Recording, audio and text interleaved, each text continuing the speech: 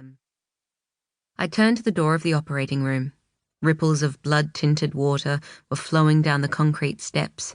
It didn't last long. Cleanup out here was horribly simple.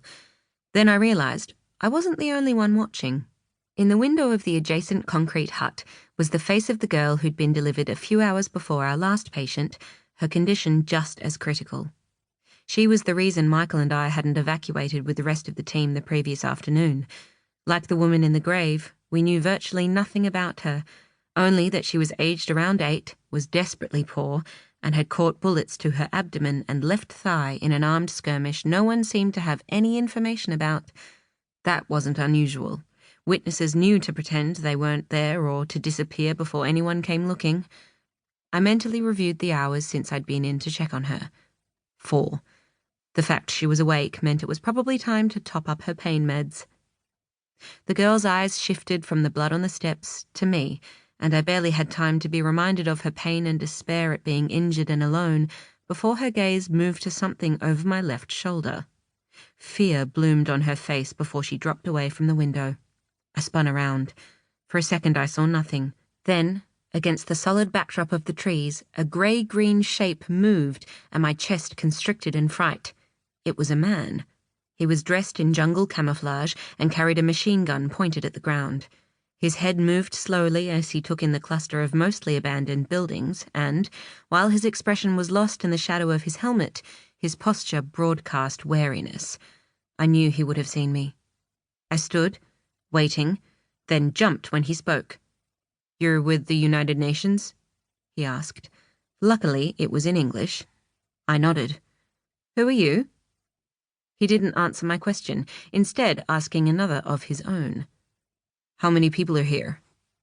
His voice was deep and carried military authority. 3. "Only 3? You sure about that?" His head still moved as he searched for anything lurking, like a guard detail perhaps. That was a luxury we didn't have. "Well, it's more like 2.5. His head turned to check the window where the child's face had been. "She's the half," I said. "I heard this was a clinic outpost," he said, and this time I caught an accent. Canadian? "Yes." Out of the corner of my eye, I saw Michael emerge from the hut. "Rachel, you want some tea?" he called. The soldier raised his gun, but stopped before it was in a position to fire. Michael, we seem to have company," I said, and Michael froze at the bottom of the steps. He recovered himself and walked over to hand me a steaming mug. "Are you the doctor?" the man asked him. Michael shook his head and pointed at me. "It's you." I saw his head twist just enough to give away the fact he was looking at the open grave. I bristled. "Afraid so," I said, "but I'm on a break. Are you dying?" Although he was yet to take a step, I could see he was listing ever so slightly to the left. Injured, perhaps, but not dying. He held up an arm and gestured, and 2 more soldiers emerged from the trees, carrying a 3rd. Yes, someone was dying. I let out a silent sigh, lifted the mug and drained the tea.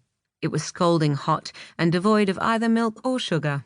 Not the way I liked it, but at least it was something. "This way," I told the soldiers. Michael was ahead of me, already rummaging to locate fresh paper surgical gowns and gloves by the time I entered the concrete room. I put mine on while the 2 soldiers laid their comrade on the bed. He was unconscious, his dark-skinned face a nasty shade of grey. His pallor grew worse when I switched the hurricane lamp on. I checked the rest of him over, noting the blood-stained bandages swathing his left hand, the superficial scratches on his face, and, most worryingly, the tattered fragments of uniform no longer covering his abdomen. Bandages were wrapped around his midriff, the blood dried to a dark brown. I picked up some scissors and began cutting them away. "What happened?" The other soldiers stood back against a wall. I sensed they were trying to keep out of the way, but the room was small and they were large. It felt crowded. None of them replied. I stopped what I was doing and turned around. The 2 that had been carrying the wounded one stood silent, waiting for the other to speak. Clearly, he was the one in charge. Under the hurricane lamp, his tanned features were strong. Blue eyes met mine, calm and